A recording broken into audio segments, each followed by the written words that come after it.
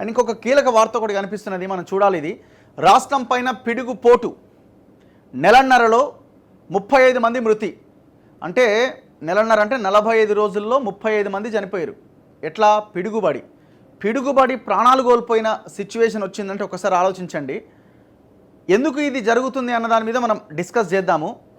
ప్రజలు ఏ రకమైన చర్యలు తీసుకోవాలి, ఏ రకంగా అవగాహన పెంచుకోవాలన్న దాని మీద కూడా మాట్లాడదాం. ఈ నెల 6వ తేదీన ఒక్కరోజే ప్రాణాలు కోల్పోయిన 9 మంది. దేనికి? పిడుగుబడి ఒకే రోజు 9 మంది ప్రాణాలు కోల్పోయారు. ఈ నెల 6వ తేదీన పిడుగుల అలర్ట్స్ పైన అవగాహన లేక బలైపోతున్న జనం. వర్షం వస్తే చెట్ల కిందకు పరుగులు, చెట్ల కిందకు ఎత్తైన భవనాలపైకి వెళ్ళకూడదంటున్న సైంటిస్టులు. మీరు చూడండి, కనీసం ఒక్క చిన్న అవగాహన కార్యక్రమమైన, ఒక చిన్న ప్రెస్ మీట్ అయినా, ఎవరైనా సైంటిస్టులతోనో ఎవరితోనైనా ఒక ప్రెస్ మీట్ అయినా ఈ ప్రభుత్వాలు చేస్తున్నాయా? నో. పిడుగుబడి ఇద్దరు చనిపోయారంటే చచ్చిపోతారు, అది కామనే కదా, పిడుగు పడుతూనే ఉంటాయి కదా అని అనుకోవడం తప్ప అసలు దాని మీద ఎట్లా ప్రజలకు అవగాహన కల్పించాలి? ఇప్పుడు 35 మంది మీరు చూడండి, ఆ 35 మందిలో కూడా యువకులే. 25, 30, 40 ఏళ్ళలో చాలామంది చనిపోయినారు. అంతా ఎవరు? వీళ్ళంతా రైతులు ఎక్కువగా ఉంటారు. రైతులు, లేకపోతే గొర్రెల కాపర్లు, లేకపోతే ఇంకా ఈ పొలాల్లో పనిచేసుకున్న కార్మికులే ఉంటారు, కూలీలే ఉంటారు, రైతులే ఉంటారు.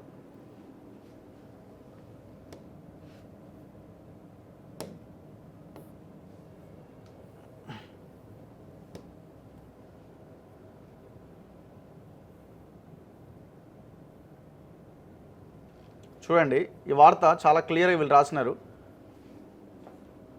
రాష్ట్రంలో పిడుగుల ప్రభావంతో జనాలు ప్రాణాలు కోల్పోతున్నారు. మే 2వ వారం నుంచి ఇప్పటి వరకు 35 మంది పిడుగుపాటుకు గురై చనిపోయారు.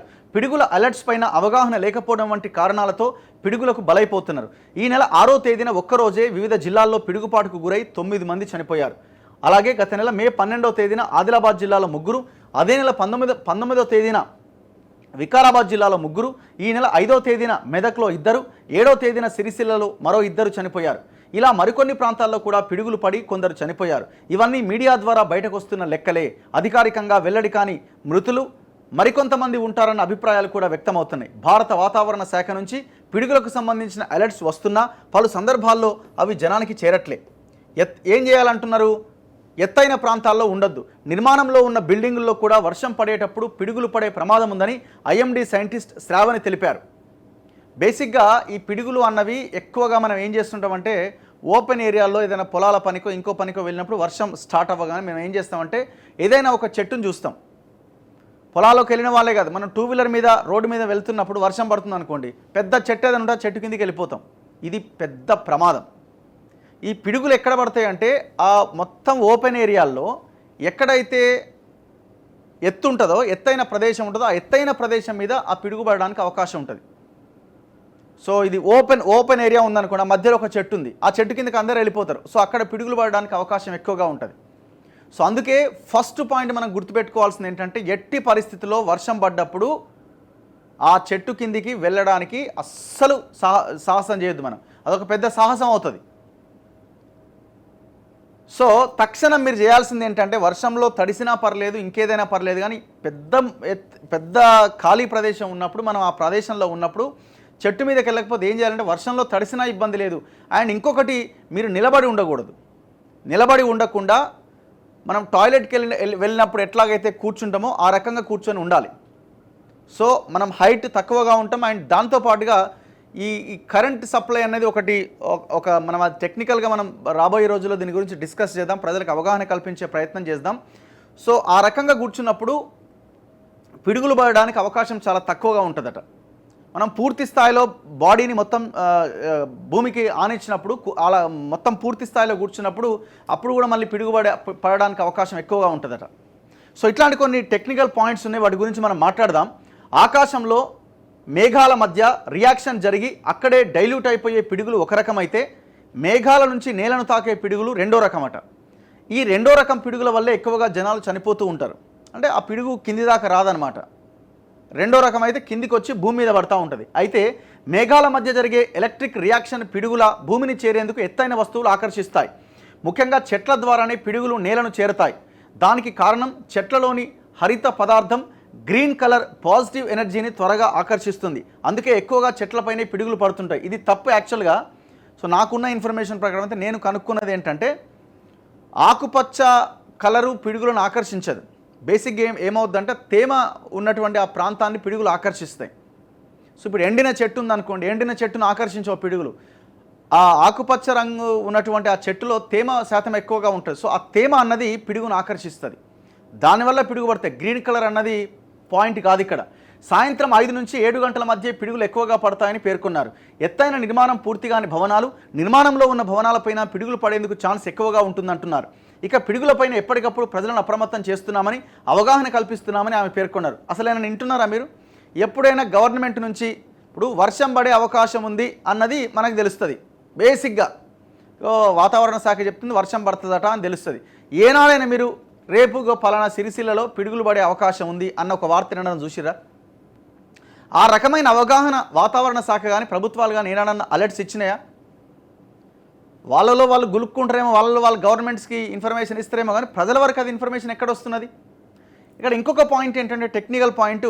ఇప్పుడు మనం ఇళ్లల్లో ఉన్న వాళ్ళు కూడా మనం విండోస్ ఓపెన్ చేసుకొని బయట ఏం జరుగుతుందో విండోస్ నుంచి ఓపెన్ చేసి చూస్తూ ఉంటాం. సో ఆ ఖాళీ ఉన్నటువంటి విండో నుంచి కూడా పిడుగులు పడడానికి అవకాశం ఎక్కువగా ఉంటుంది. సో మనం సైలెంట్గా ఇంట్లో కూర్చోవడం బెటర్. అండ్ దాంతోపాటు ఇంకొకటి చేయాల్సింది ఏంటంటే టోటల్ ఆల్ ఎలక్ట్రానిక్ పరికరాలు ఏవైతే ఉంటాయో, టీవీ కానీ, ఫ్రిడ్జ్ కానీ, వాషింగ్ మిషన్ కానీ, ఇవన్నీ కూడా ఆఫ్ చేయాలి. ఎందుకంటే ఆ ఎలక్ట్రిక్ దీంతో అవన్నీ కూడా పాడవడానికి అవకాశం ఉంటుంది. అట్లా చాలా గ్రామాల్లో మనం ఆ పరిస్థితి చూసుంటాం. ఎక్కడో పిడుగు పడితే మన దగ్గర మొత్తం కాలిపోతాయి. సో ఇది చాలా డేంజర్. అండ్ దాంతోపాటు కేవలం మనము గోడలు లేనటువంటి కేవలం స్లాబ్ మాత్రమే ఉన్న ఇండ్లు కొన్ని ఉంటాయి. సో దాని కిందికి వెళ్తూ ఉంటారు చాలామంది. అస్సలు వెళ్ళకూడదు. కొంతమంది వర్షం భారీగా పడుతుంటే మీరు పక్కన టీ కొట్లు, షెడ్స్ లాంటి వాటికి వెళ్ళిపోతూ ఉంటారు. మీరు చూస్తే అక్కడ చుట్టూ ఖాళీ ప్రదేశం ఉంటుంది. ఓన్లీ అక్కడ టీ కొట్టు మాత్రమే, లేకపోతే ఇంకోటో అక్కడ ఉంటాయి. సో అట్లాంటి ఎత్తైన ప్రదేశాల్లో కూడా పిడుగులు పడడానికి అవకాశం ఉంటుంది. సో ఆ పిడుగు ఎక్కడ పడుతుంది అంటే ఎత్తైన ప్రదేశంలో పడుతుంది. సో మనం చూసుకోవాల్సింది ఏంటి? ఖాళీ ప్రదేశం ఉన్నప్పుడు చూడాల్సింది ఏంటంటే మనం ఏ ప్లేస్లో ఉన్నామా, హైట్ పొజిషన్లో ఉన్నామా, తక్కువ ఎత్తైన ప్రదేశంలో ఉన్నామా అనేది చూసుకోవాలి. ఎట్టి పరిస్థితిలో ఎక్కువ ఎత్తున్న ప్రదేశానికి పొరపాటును కూడా వెళ్ళకూడదు. ఇది మామూలు విషయం కాదు. 35 మంది నెలన్నర రోజుల్లో చనిపోయినారన్నది మామూలు విషయం కాదు. అసలు దీని మీద ఒక్క రివ్యూ అన్న జరిగిందా? జరగదు. సో మరో 2 రోజులు భారీ వర్షాలు పడతాయట.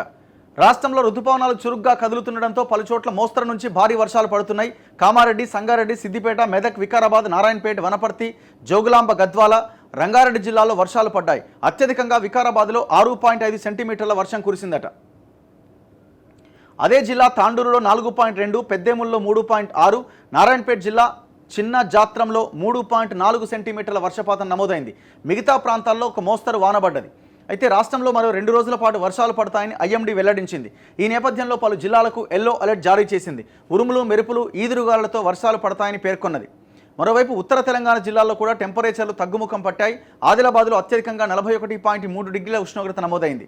కొమరంభీం, ఆసిఫాబాద్, నిర్మల్, మంచిర్యాల, జగిత్యాల, పెద్దపల్లి, నిజామాబాద్, సూర్యాపేట జిల్లాల్లో 40 డిగ్రీల మేర ఉష్ణోగ్రతలు రికార్డయ్యాయి.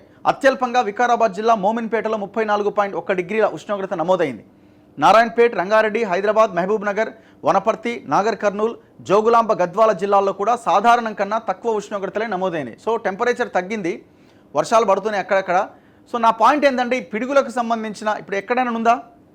మరో 2 రోజులు భారీ వర్షాలు, ఈడీడ వర్షాలు పడతాయని చెప్తున్నారు. ఈడీడ పిడుగులు పడతాయని ఎక్కడైనా మనకి వెదర్ అప్డేట్ వస్తుందా ఎప్పుడన్నా? ఇది చాలా ముఖ్యమైన, కీలకమైన విషయం. ప్రభుత్వాలు వీటి మీద ప్రజలకి పెద్ద ఎత్తున అవగాహన కల్పించాలి. ఇప్పుడు పలానా ఏరియాలో మీరు పిడుగుపడే అవకాశం ఉందని చెప్తే ఆ ప్రజలు అక్కడికి వెళ్ళరు కదా, బయటికి వెళ్ళరు కదా. కానీ ఇప్పుడు ఒకవేళ ఆ పొలం పనులకి అక్కడ ఇక్కడ వెళ్ళిన వాళ్ళకి తక్షణం వాళ్ళకి అవగాహన కార్యక్రమాలు పెంపొందించాలి. ఇప్పుడు ప్రతి మండల కేంద్రము, గ్రామ పంచాయతీలు ఇప్పుడు ఎక్కడ జరుగుతున్నది? ఎక్కువగా రైతులు, కూలీలు వీళ్ళే చనిపోతున్నారు.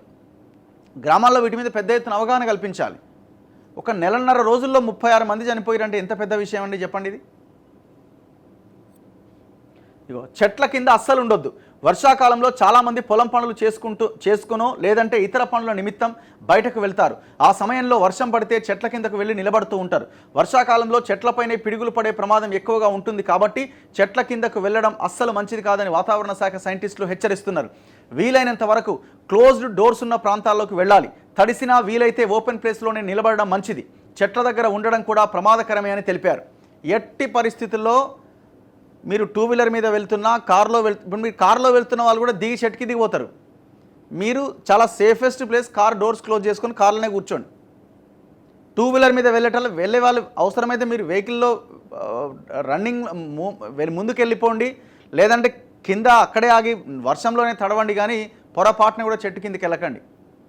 సో ఇది మనం గమనించాలి. ఇది మనం ప్రాణం పోయిన తర్వాత ఇంకేం ఉండదు. ఇక మీరు పిడుగుపడ్డ వ్యక్తిని కూడా మీరు చూడండి, కొంత కాళ్ళ దగ్గర అక్కడిక్కడ కొంత కాలినటువంటి గాయాలు కనిపిస్తాయి, కానీ లోపల మొత్తం ఉడికిపోయి ఉంటుంది. బాడీ బయటికి కనబడదు.